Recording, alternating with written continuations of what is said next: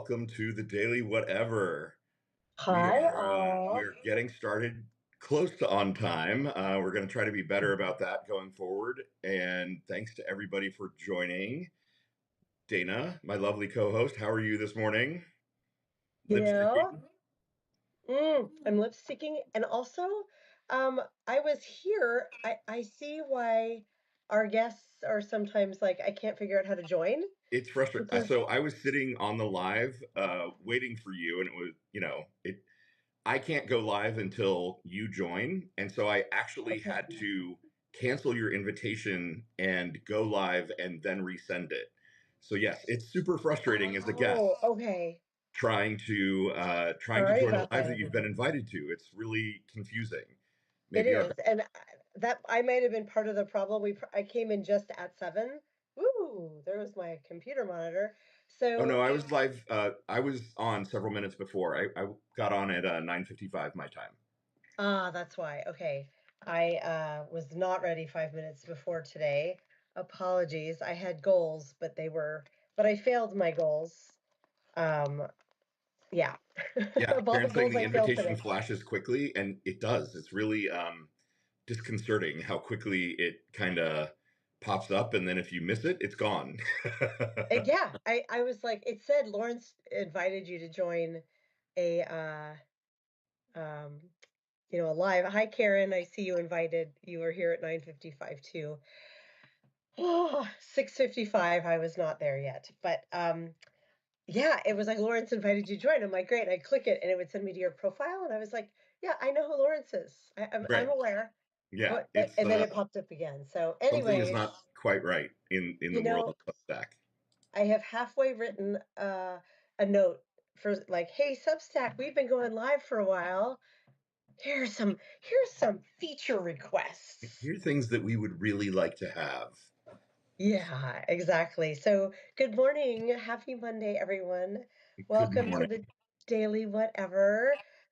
I'm going to toast you with my very first sip of tea of the day, the happiest moment of the day.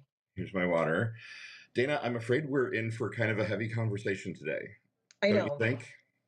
You know, yes, absolutely. And I'm wondering if we're going to come at it from two different angles because I think you're angrier and I'm just sad angrier. Yeah, no, you're right. I can tell that you're sad and a little bit Hmm. angry, and I'm very, very angry. And I mean, I'm sad too, but the anger is the thing that is coming first for me, which, And for me, I'm sad first, and the anger is second, but it's a little different. It's more like anger that we're living in the alternative timeline that we're living in that I swear started when David Bowie died back right. in 2016, right? Early start of Yeah. 2016, and everything went to shit. So we're gonna get into that, but um our theme today, I was really proud of this language, Lawrence. I thought it was a good one. Although we've so do you want to go ahead and say the theme because this is kind of your big article? Yeah, I mean, the theme is we're talking about the article that I published early this morning. I wrote it yesterday. It's Democrats, You're Doing It Wrong Again. And Yes. for context, I'd planned to write this article kind of based on all of the news about Biden's mental health and what we're learning and about the David Hogg situation. And as I was editing it yesterday evening, the news broke about Biden's prostate cancer diagnosis. And so I Yeah. really had a moment of thinking, as I was editing it yesterday evening, the news broke about right. Biden's prostate. As I finally join in. Sorry guys, let me mute first. You keep talking. I won't do Yeah, anything. yeah.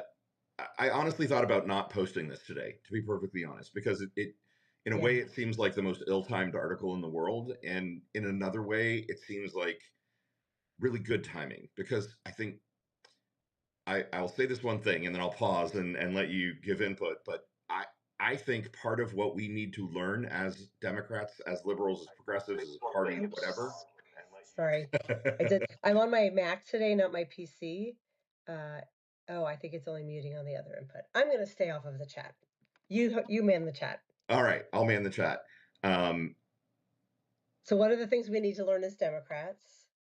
we got to like process this. I know that we're prone to wanting to spend a lot of time unpacking and, therapizing about situations, and we just fucking can't. We don't have the time. The point of the article is that we need to absorb all of this data really quickly and make some big decisions about what our party is and what party leadership looks like, and move on and fight Trump and fight authoritarianism. Otherwise, we are just doomed. We'll have time later to unpack and figure out kind of who knew what when, and really dig into that. We don't have time right now. We don't. And so yeah, that's kind of the big point of the article. That's why I decided that even with the news about Biden's prostate cancer diagnosis, I thought it was important to go live with this article and to talk about it.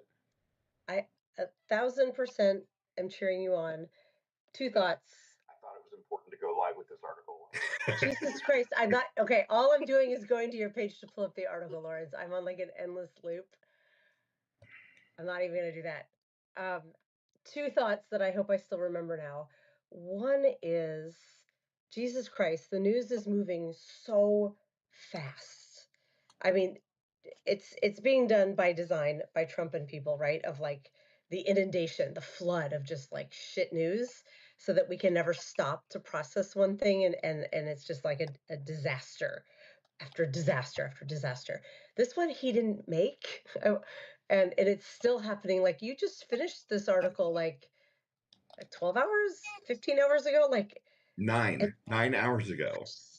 And already we're like, shit, should we even run it because new news? And so that happened. And the other thing is like, I think it's a very Gen X trait. I say that a lot, but it is a very Gen X trait to be like, I don't have time to wallow in this. We got shit to do. Like the time to process and argue and to focus on things that aren't the right things to focus on. I have always felt like I don't have the luxury to do that. Like you have to stay on top and keep moving or you get left behind.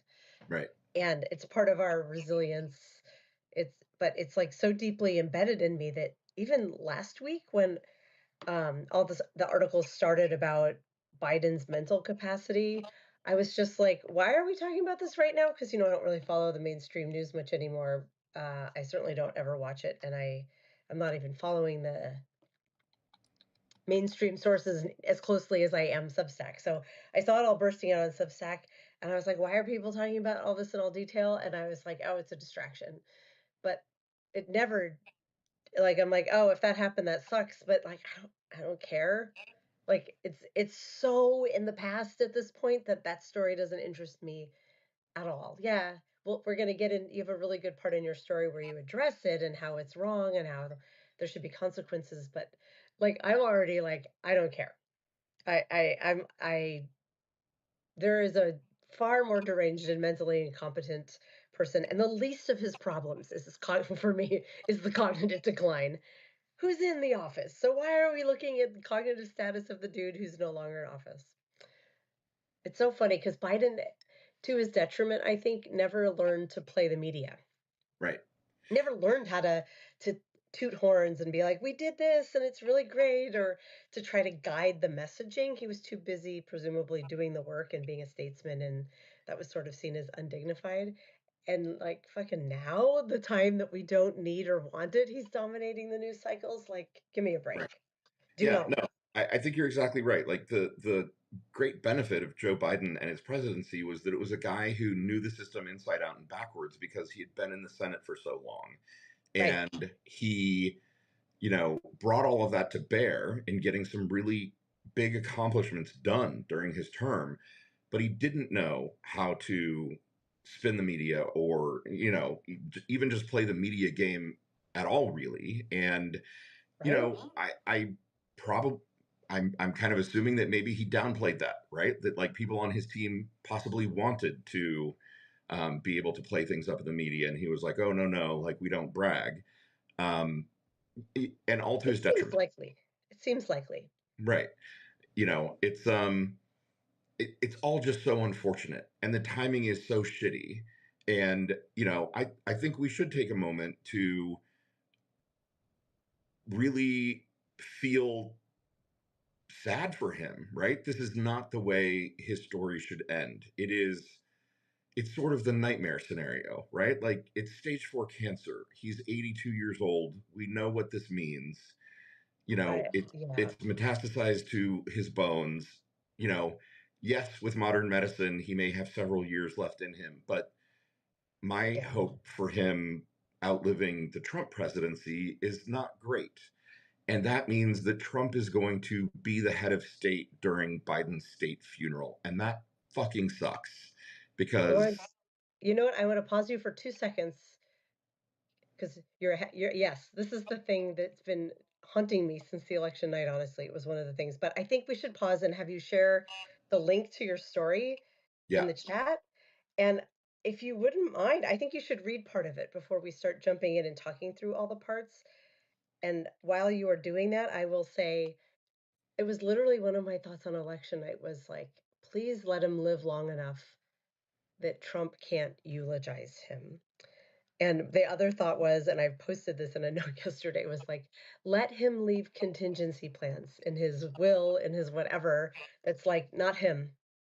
Obama can eulogize me, not that fucker. I don't even want him in the room. I wouldn't let him in the room if I were the Biden family. yeah, I mean, I He's don't know. dead. State funeral at the National Cathedral, I'm not sure that you cannot invite the president, but I I don't hear know. your point. I mean, Yeah. and I agree wholeheartedly. I just, I, yeah, okay. So, oh God, I don't even know where to start. Sorry. Um, Yeah, there's so many good parts in this story. It's hard to pick one to read. In the chat, I see that people with advanced prostate cancer can live 5 years. They can. This is just a complete hunch, Lawrence. So I have a feeling that I don't think this is a like they knew all along. I don't know enough about prostate cancer. Clearly, there's this thing called stage 5 I didn't know about. I do know from the you're, comparisons you're of breast making a cancer. joke, right? No, so we'll get into the tweet, but I was corrected, I think by Patrick, that when it comes to prostate cancer, there is a stage 5, Oh, shit. which I Okay. didn't know. I learned something. Um, yeah, I haven't verified that or anything, but yeah, that's only with prostate cancer. And I'm realizing I don't know anything about it, but I know a lot about breast cancer because, I'm a woman, that there are some kinds that you can have for years and not know. And there's some that come on like a motherfucker on fire. And when you find out, you are stage 4. So I would imagine it's the same. I'm not going to assume that he's known for years he has it and he didn't disclose it. But I do think that he's probably at least known a few months, maybe not. And that the end is probably very near, and that's why they announced it. That's my hunch, is that we're talking weeks or months. Oh, crap. Okay. That's my hunch. I don't know. I feel like he's been through so much shitty stuff, and um, I'm gonna guess they waited to announce it till as late as they could. That's just a vibe.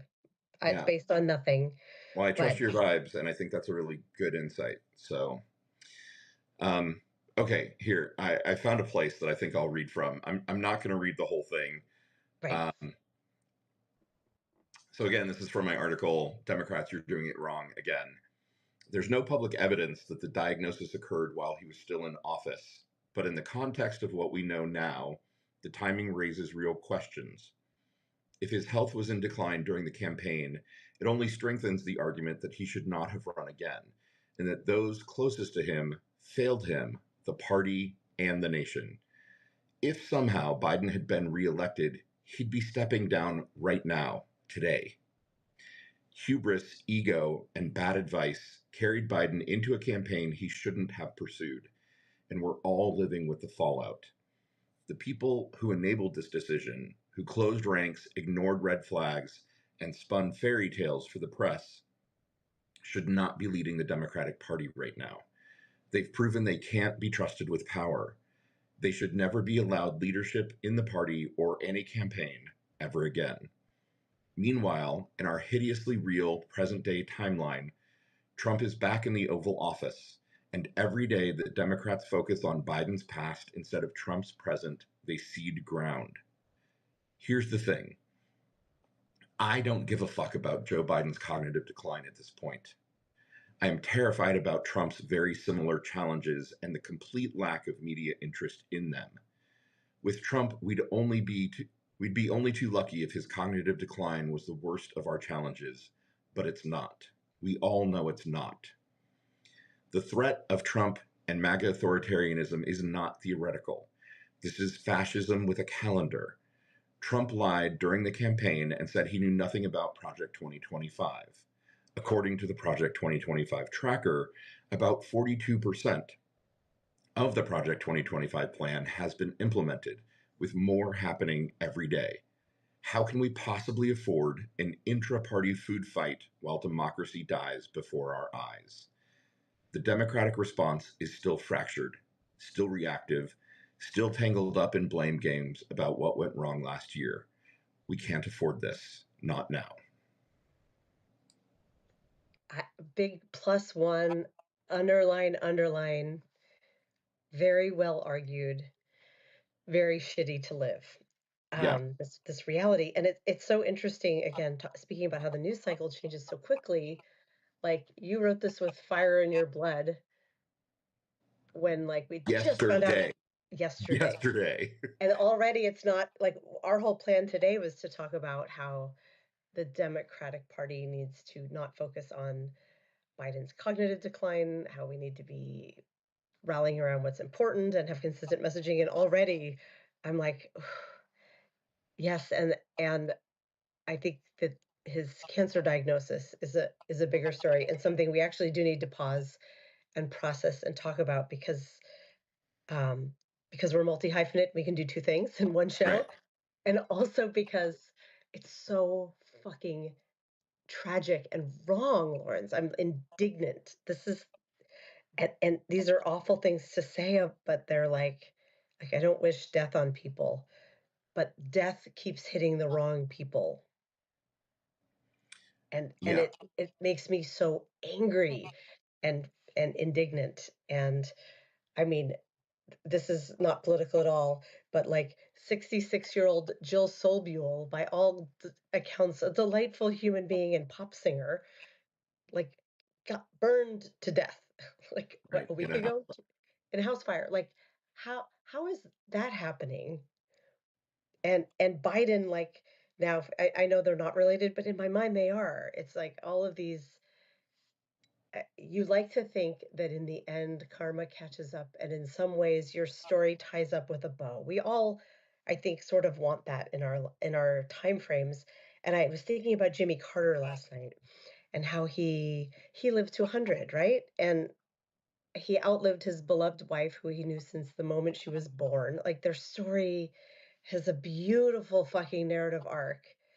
And he was like, he was holding on to vote for the first woman president. Right. That's why he was holding on. And he voted for her, and the story was covered beautifully. And all you wanted was that narrative arc to be like, Jimmy, you were a much better post president than president. At least that's how you'll be remembered.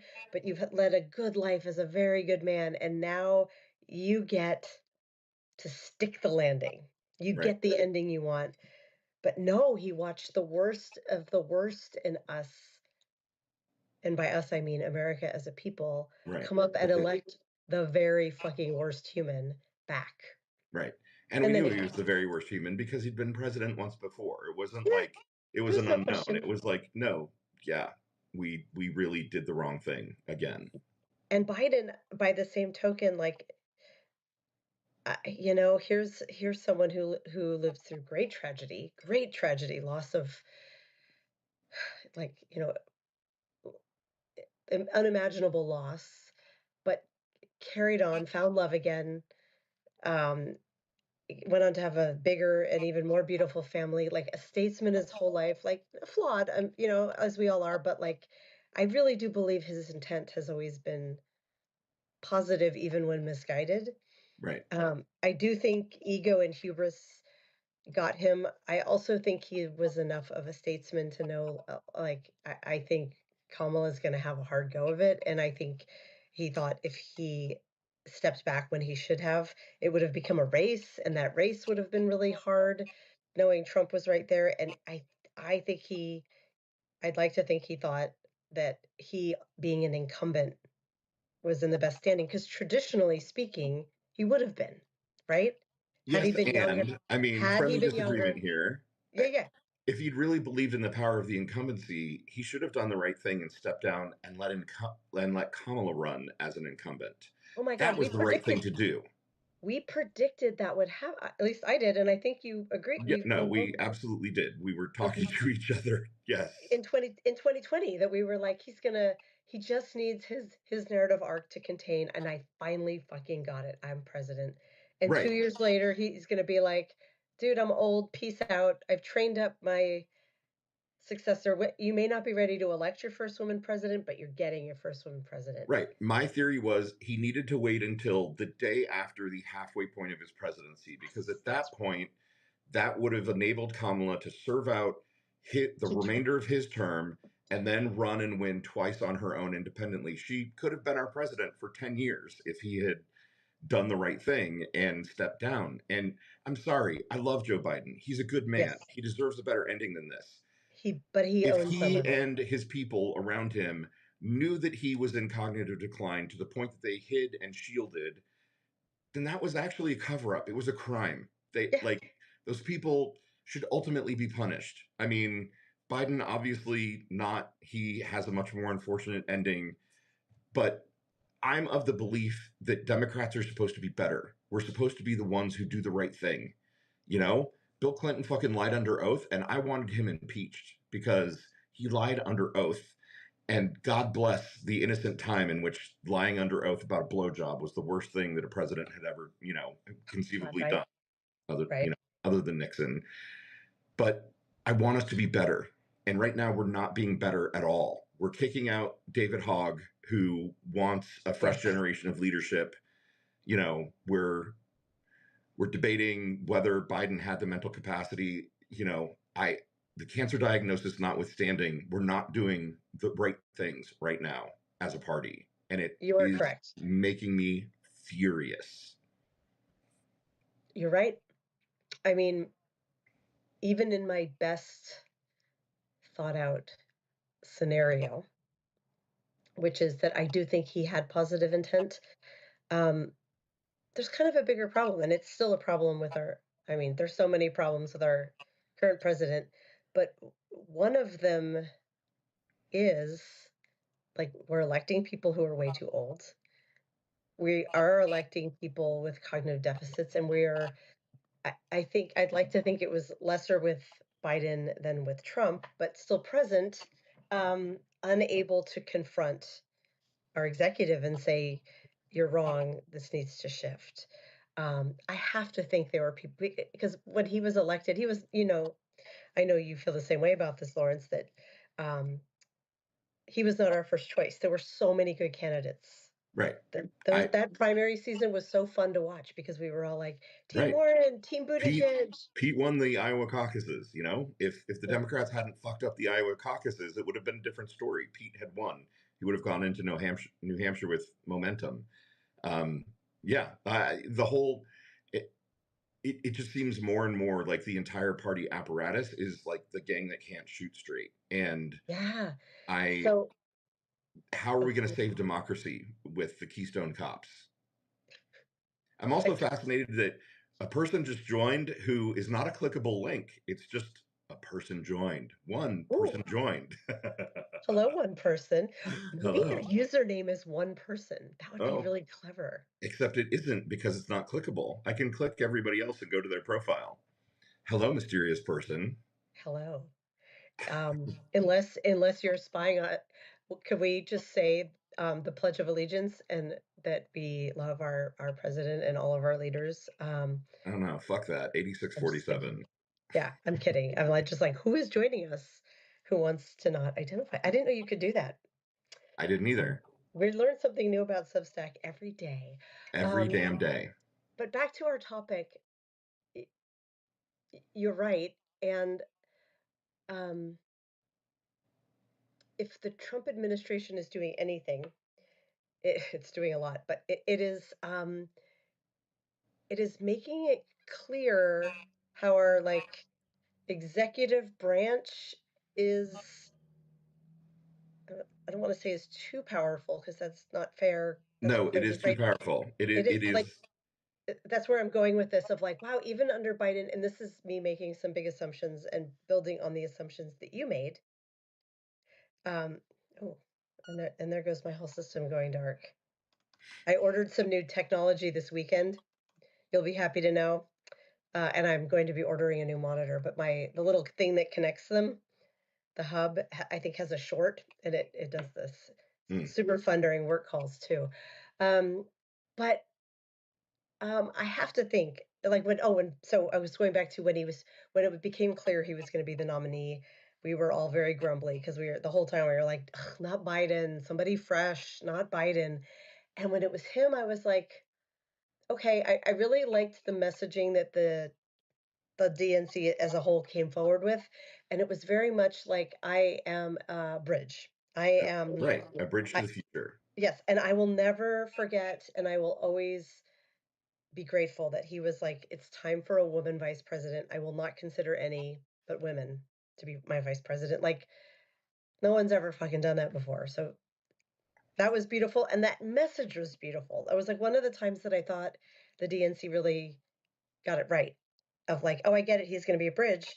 Um, I have to think he had a lot of people around him who were thinking that same thought after 2 years in a day, Lawrence. Like, we're not like some like genius political schemers. I have to think people were encouraging that.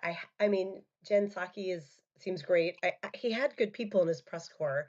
Right. Um, he had to have people who were like, the media is different now, Joe. We need to go after it.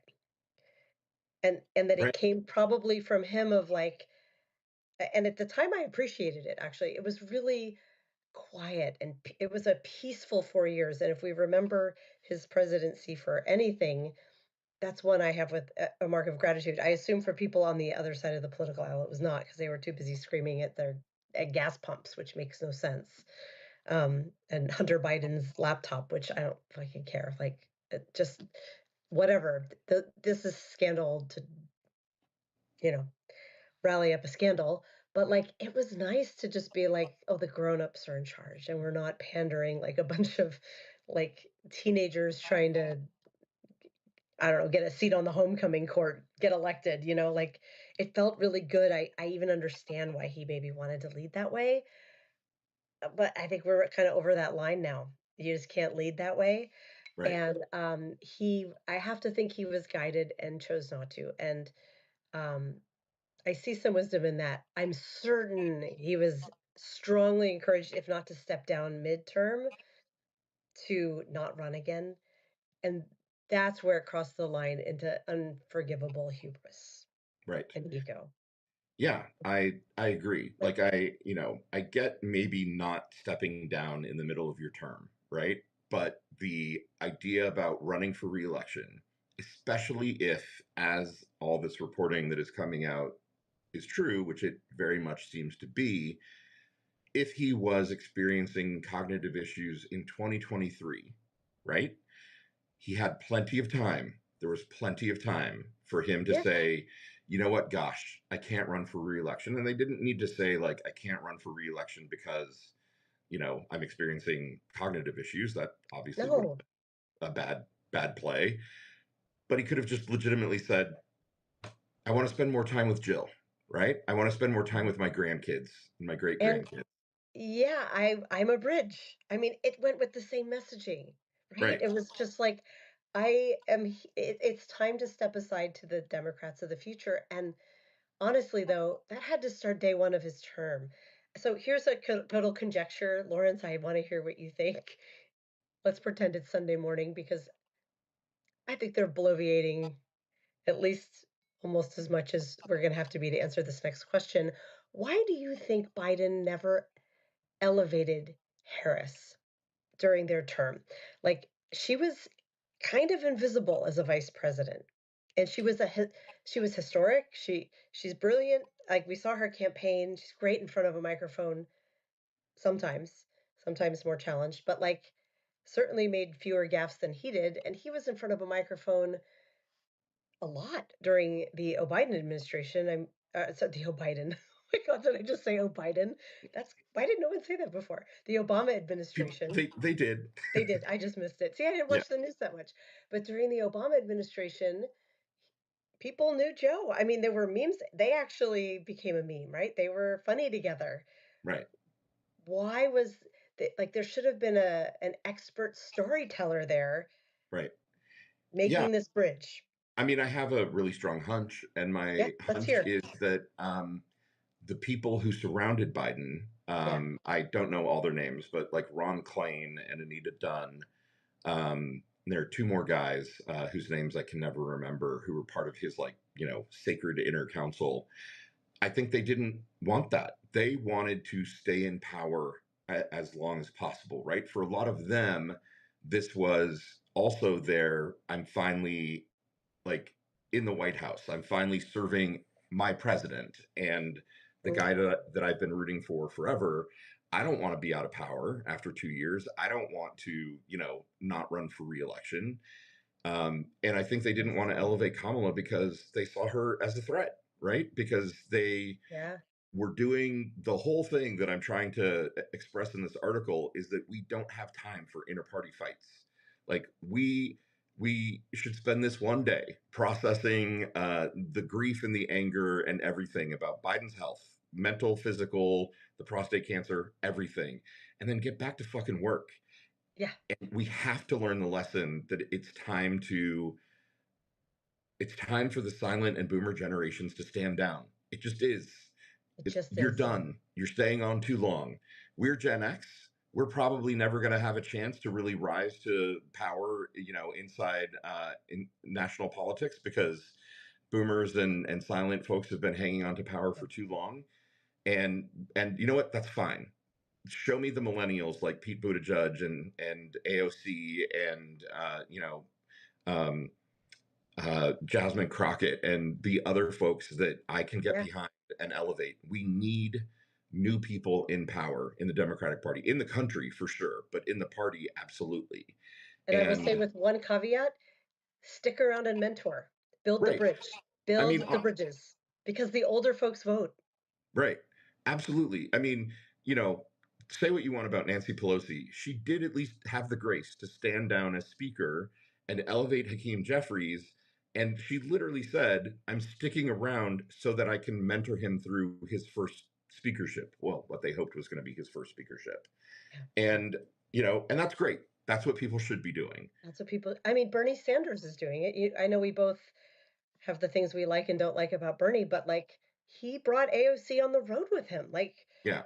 maybe for his own gain, but I think I think he's doing exactly what he's supposed to be doing. He's like, this is the heir apparent to my ethos, and I'm going to elevate her with everything I've got, and like do that, do that, old folks. Yeah. But from the background or second billing, Right. or co-billing at the beginning if you think for some reason you're elevating someone who doesn't quite have the stature yet. Um, yeah, Or, Kamala would have been our first Gen X president, yeah, right? Yeah. Um, barely, I think. but yeah, she's like a Generation Jones, I think. She might be like just barely, I think she's like a 64, 63, 64. Yeah. I would have counted her. She's got Gen X all over her. She's very Gen Xy. And I will say, we talked about like during the campaign, I'm just going to briefly go to the past because we're having a day like that. I saw in her campaign um, everything I wanted to see that was kind of different and like so much innovation, such a what was so remarkable to me, and I know we've talked about this, Lawrence, was she had no fucking time, right? They had to do very limited. They didn't have time to research. They didn't have time to craft the perfect what's going to hit the right demographic. They had to take their best guess, right? And boom, go with it. Everything they've got. I loved that they leaned into joy. I loved that they went so hard into social media in ways that were biting and funny, but really smart. Yeah. Like, I still think about that DNC that was like, I think about the roll call and how they let every state come forward with these ridiculous, some of them not ridiculous, but these like joyous, over the top songs and bombast. And the contrast of that to the RNC. And I was like, oh my god, she's gonna take this all the way because, um, she took action so quickly. She did what Gen X Gen X people do and what women and Black women do is, like, you gotta lead, you gotta do it fast, and you just go, and I don't know if she could have won if she had had a year and a half to plan and they crafted it. Like, now in retrospect, it's like the messaging was wrong and blah, blah, blah. I think she just had cards stacked against her and a country that was really fatigued by some things that were accurate and some that were not being accurately blamed on her administration. Yeah, But it was so amazing to see a fresh, even though she was not fresh, she's been around, but it was a totally fresh voice because right. she And a fresh wasn't vibe. empowered to be, or she wasn't allowed to be much of anything during her vice presidency. And even when she ran the first time, it was far more staid. When it was finally her at the top of the ticket, she was like, "Girl, bring it." And I loved every minute of it. And I'm still fucking grieving that we don't get to see that leadership in action. Yeah. Karen says Kamala was born in 64. So she Yeah. was the year right before. We're, Generation Jones. Yeah. yeah, we're grandfathering her in, Yeah. She's Gen X. She is not a boomer. She absolutely presents as Gen X. Yeah, That for sure. woman has pivoted and shifted and been resilient and like and dynamic, and she's keeping up with what younger generations are doing it her own way, like marrying late in life, chose not to have kids. Like that is a Gen Xer, Yeah. right? Um, so, anyways, I don't want to spend too much time talking about Kamala, but if we're having a grief episode, I do just want to acknowledge what could have been, and that goes into your anger, right? Yeah. I mean, it plays right into my anger. I think that if he had been thinking logically and if he had had better advisors, he would have had multiple contingency plans into place and they would have just been evidence and data based, right? Like they would have been, okay, well, if I get this diagnosis or if I'm feeling this particular way, that means I'm not really up for it. And let's do plan B or plan C or plan X, whatever. Right, The idea that there really was kind of like I'm always kind of thinking in terms of like project management.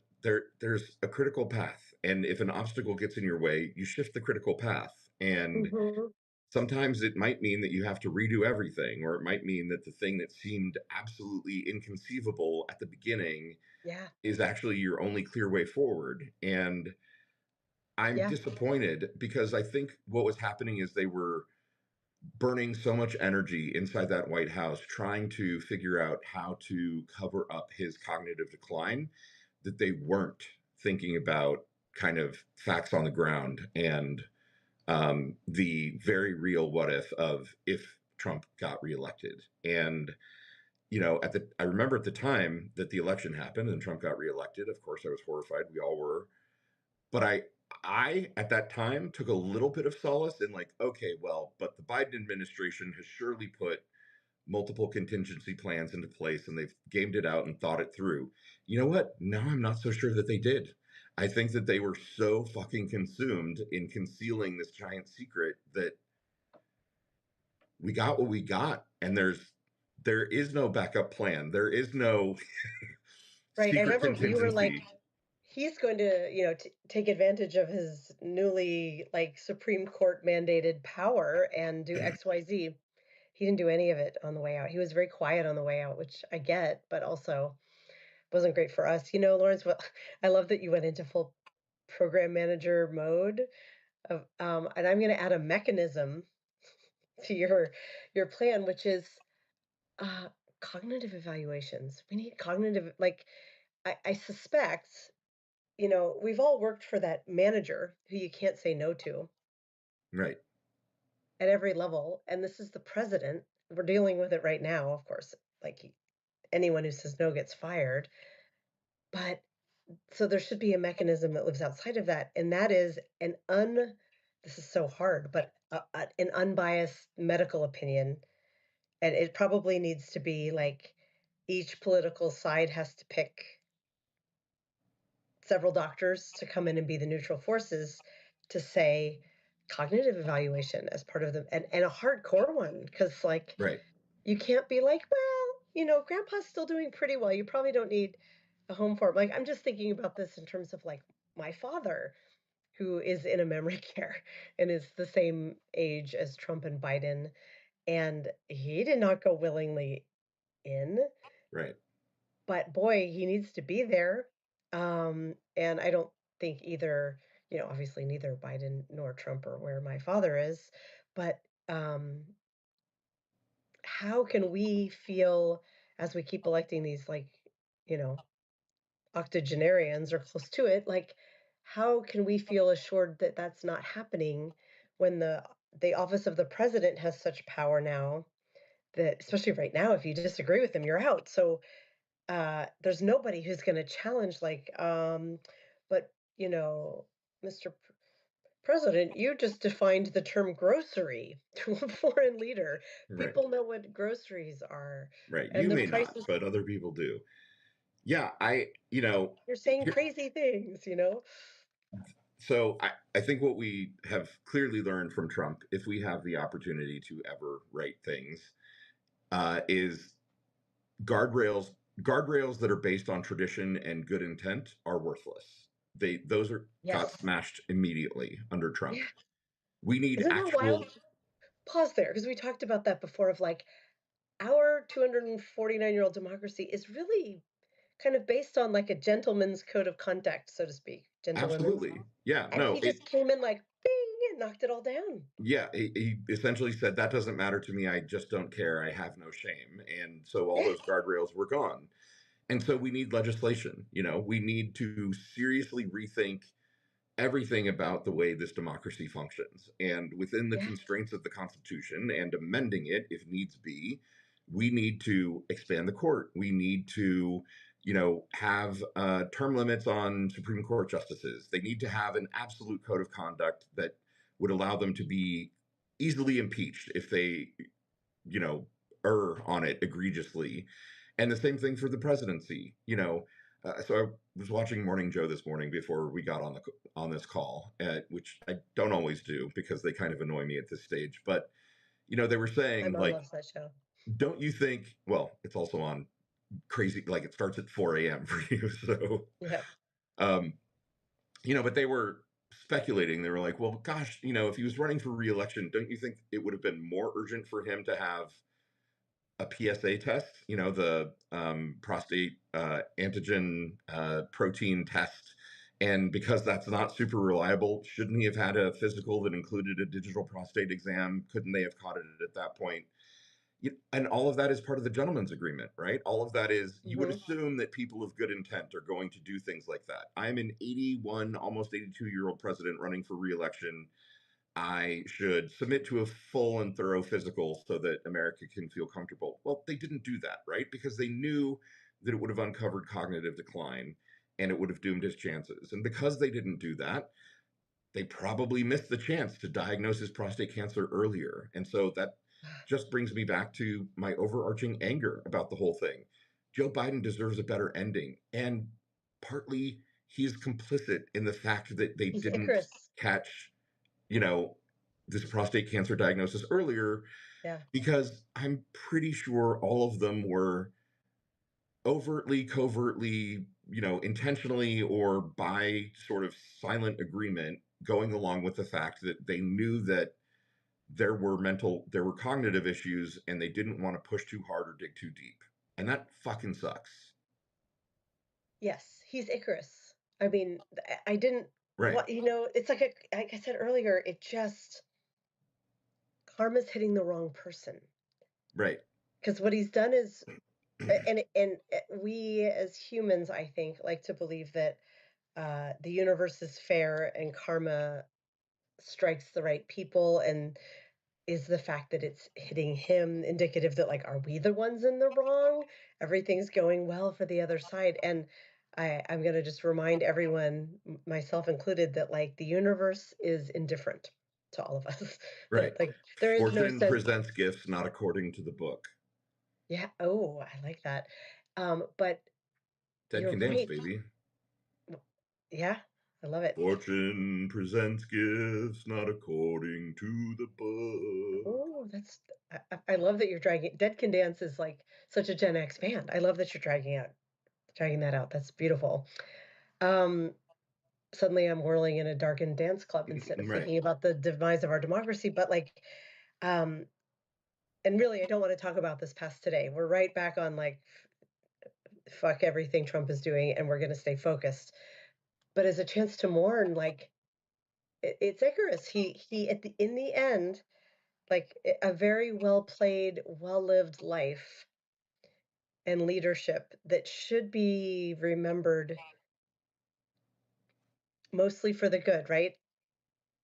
And it won't be because in the end he didn't know when to stop believing in his own power of flight. He didn't know when to come back down. Right. And so he flew too close to the sun and his wax wings melted, right? This is Yeah. the Greeks told us all about this. Um this is his trajectory, and that makes me very sad. He's like the kind of man I would like to think would like die with peace in his heart. And instead, like, yeah, he's gonna be fucking eulogized by a monster with no empathy, whose own son. Can we talk about the tweet now? And I will always dead name that website. Sure. Uh, but I think most of you have probably seen that that Junior first posted a a like, we're sorry, blah blah, for his medical condition.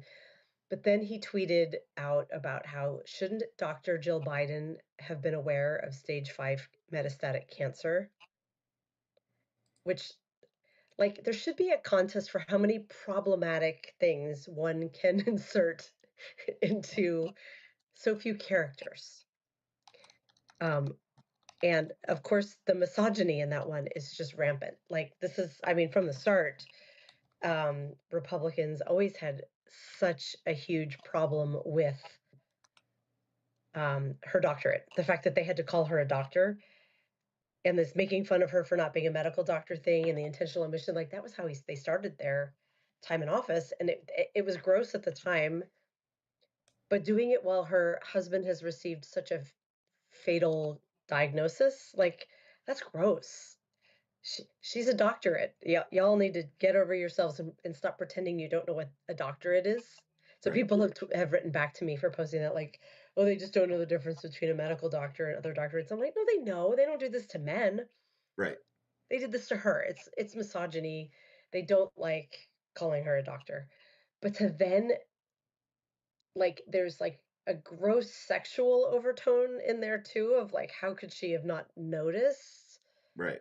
and an implication to me, if you read, I mean, I'm sure it's not, he didn't craft it like this, right? But the way it comes out has a um, accusatory tone about aspects of their sexual life, right? That's just like that nausea. I'm out of words for how nauseating Right. everything about that tweet is. So let's just assume it's like the fucking motherfucking grossest, most nauseating, despicable thing you could do upon the announcement of a former president's critical diagnosis, to Right. insult his wife at every level. And then I mistakenly said it's not stage 5. There's no such thing as stage 5 cancer. So apologies. I'll rescind that part. Although uh, commonly most cancers only go to 4. Um, did you know that you didn't know? We talked about this at the beginning. You didn't know prostate went to 5, did you? No, I had no Yeah, idea. Honestly, yeah. yeah, I did not know. I didn't I either. In the initial announcement, I saw something about there being a scale, a different scale. Yeah, Uh, like 1 to 10. yeah, like 0 to 9 or something, Hmm. and that this was a 5, I think, or I don't know. It was maybe it was higher. I remember seeing that and being like, oh, I literally never heard of this scale before. And Oh, yeah, and then when I saw people were saying that it was stage 5, I was like, Jesus Christ, there's only 4 stages. So yeah, we're learning things, right? Like I didn't know that prostate cancer went to stage 5. But the moment that I read that it had metastasized to his bones, like an aware enough human. I have yeah, you know over my life heard enough about cancer and its progression that like metastasis is bad and to the yeah. bones is extra super bad. Yeah. And so I was not surprised to Yeah. hear that it was stage 4, and now learning that it is in fact actually stage 5, which can happen with prostate cancer. Yes. A It's quick Google search. Yeah, cancer that metastasizes is a 4, and that's the highest. And that's the first thing it pulls up when you look up prostate cancer staging. It's 1 to 4. Some stages are further split. I saw the same thing of it, that there's like a range of 10 and then it gets divided into 2 so that 5 is the top decile. That's not decile. It's the top level, we'll just say. Yeah. But I'm not. Oh, let's look at John Hopkins, a place that our government has decided to start defunding. Are there 5? No, it's even that's still showing 4. Oh wait, here maybe 1, 2, 3, 4. I I'm not seeing the 5 on the John Hopkins website, but whatever. In any event, everything about the tweet is despicable. Fuck that guy. I just it makes me angry. This is like one of the main things. I can't even say the main things. Just one of the many atrocities of this current administration is how it's lowering the level of human decency and just the sense of propriety we should have as a people, as a culture. Like uh, it's it's gross, and I can already hear people being like, Dems do it too, because yeah, surely we've said terrible things about Trump, but we don't do it to the same level. And it's a race to the bottom that they're leading. And Right. some of us are following for sure. But to it's different when someone like you or me is like, fuck that guy, than when someone in office or his son and namesake says it. It's different. Right. Like, even if that's what you say to your peers, Donald Trump Jr., that's fine. Let your rage out. But like what you say in public carries so much weight. Our kids are watching, and like all of us are watching this and learning that that's okay. And I'd like to think we're kinder than that at some level. We have more respect for one another. And I mean, they don't. Like I lost that illusion a long time ago, but just watching it happen again and again is gross. Someone wrote back to my tweet like, "Yeah, he's an idiot and a monster, but surely this is fake. Are you sure this is real?" And I'm No, like, I know. I honestly, when I first saw it, I was like, oh, that's probably fake, right? Like it's so "Mm-mm, egregiously bad, it's probably fake. And yeah, it's not. They're just they're not. fucking assholes. They're just fucking assholes." And if a Lawrence, print a Democrat had done T-shirt. it, if it was reversed, Oh my gosh. if a Democrat had done something like that, people in the people in the party, other progressives, liberals, whatever, would have scolded whoever had done it, right? And Right. that's not happening on the right. Like, if anything, I'm sure the MAGA hats are going, crazy laughing at it. And No, this is what feeds their base. They're right, like, this is what fires them up. It's revenge. It's all revenge porn to them, you it's know? all just it's all just about, yeah, getting the libs all fired up. And it's like, but it impacts all of us, you guys. You just, we, I hate it. Anyways, I know we're at our last 5 minutes, and what do we do now? I mean, other than not talk about this anymore, because after today, I mean, we Right. will We when will talk about it, of course, but my contention continues to be that we are focused on if we were focused on anything in the past, and if we were focused on anything Biden, like God bless, wish him well, all of those things, and like you said earlier, we have to be able to do two things at once, right? We're smart people. We can do two things at Mhm. once. We can grieve Joe Biden's diagnosis. We can be angry that they hid his mental decline in the last year.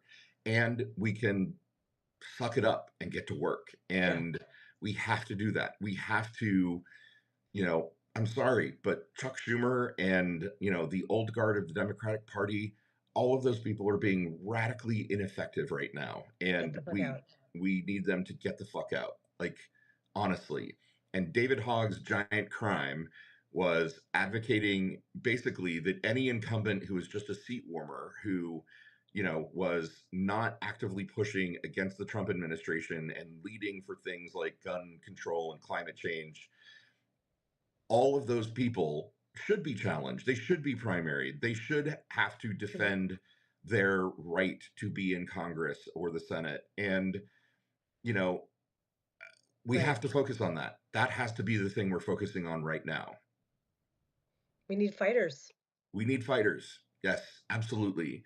And And yeah. God, I don't want to be gross and we need street fighters, right? We need people who don't show up to a gunfight with a sternly worded letter. We need people who are actually going to get out there and, stand up like Cory Booker did and filibuster, or get out into the districts like Tim Walz and AOC and Bernie are doing. Like, we just need people to fucking fight in every way that we can think of. And the more I time would we spend on the yeah. past, the less time we spend on the present and the future. I would get behind a Cory Booker or a Tim Walz presidency run in a fucking heartbeat. I liked Cory Booker back when he was, primarying against Biden. He's never quite caught fire. I almost wonder because there's too much comparison to Biden.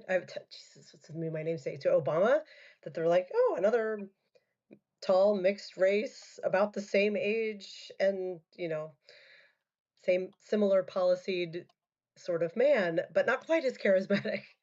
Right. But I think we should, like, who cares? I think he's great. I really like him, and Gen X. So maybe we'll get our president one of these days anyhow, but um we're a little early to be talking about that, I guess. There's Right. too There's much so other much work that to be we done. need to do right now. Yeah. Yeah. Yep, there is, and it's 7:59, so we should probably wind this down and Yeah. say, should we do a little preview of the week? We've got some really cool topics and some fun guests coming in. We're leaving some space, you'll notice, because Lawrence and I found we missed just talking to each other too. And we had enough topics to talk about that we're like, we're going to talk the whole hour. So we have half the week with just us and half the week with some amazing guests. Yeah. So tomorrow, Tomorrow, Patrick. Patrick Stewart is joining us to talk about leaving Medium. He had a big announcement that he made about, he kind of broke the news here. We did. Yeah, talking with us. He found out, he discovered that Medium had started blocking full email addresses from export, which meant that nobody owns their email list on Medium anymore. Well, they And don't know, to be fair, they don't, they still have what they had before, but okay, anyone moving forward. yeah, um, but it But it's inspired bad. him to leave, right? Yeah, And so we're going to be talking to him about that. And then about that. Wednesday we're And talking to you. yeah, talking to me. We're talking to me. Hmm. Oh, about a story that will go live tomorrow. And it is related to pink hair and pronouns, my publication for parenting trans and non-binary, gender non-conforming kids. So that story will go live on Tuesday, and we will talk about it on Wednesday. But it's a conversation you're very much going to be a part of too, Lawrence. It's not. We'll talk about my story like we did about yours I'm today. going to sit here quietly the entire time. Just let me go. And then Thursday we have Untrickled. We've got Michelle Tejo. I think that's how we say her last Hmm. name. Who was supposed to join us last Thursday, but whose dog got injured. So she's coming back this Thursday to Yeah, talk we'll about. be forming the vengeance posse for Mr. Joe, because while they were x-raying his leg, they found a bullet. Someone had shot Mr. Joe ages and ages ago. I'm And sorry, it's not I funny, but volunteered to be part of the posse to go exact justice on whatever asshole shot a fucking dog. right, completely with you. And also, you started talking about Joe and pellets and legs, and I thought you were talking about Joe Biden, and I just got really confused.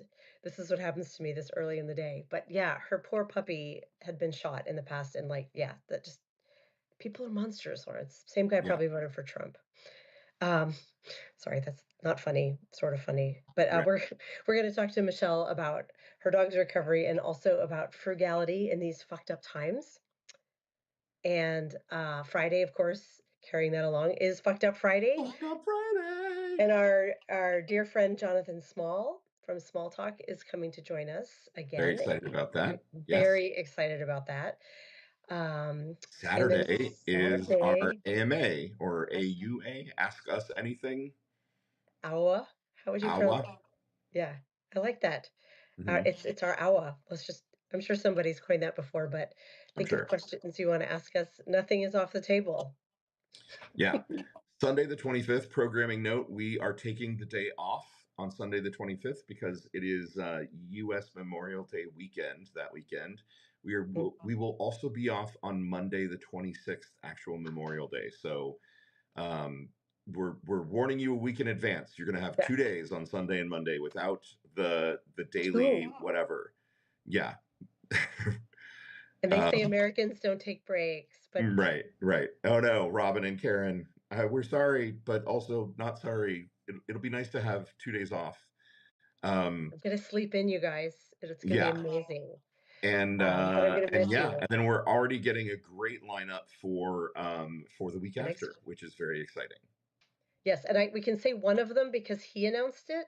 I saw that the following fucked up Friday, it's gonna be Mr. Troy Troy Ford. Ford. I was like, my mind just went to Tom Ford, and I was like, so Troy Ford? No, that's not right. You're conflating. It is Troy Ford, Mr. Troy Ford. Sorry, I can't think this early in the morning, but he's going to be joining us, and he's got a book. There's my monitor again. He's got a book coming out right after, so we're gonna. It'll be fucked up Friday. We're also going to talk a bit about his book. Um, Future's so bright, we got to wear shades. Right. Yes. Hashtag Gen Anyway, X reference. thanks for joining us, everybody. We know it was kind of a heavy one today, but we appreciate being able to chat with you fine people, and we love you. Mean it. Love you, mean it. Bye. Bye. Mwah. Bye.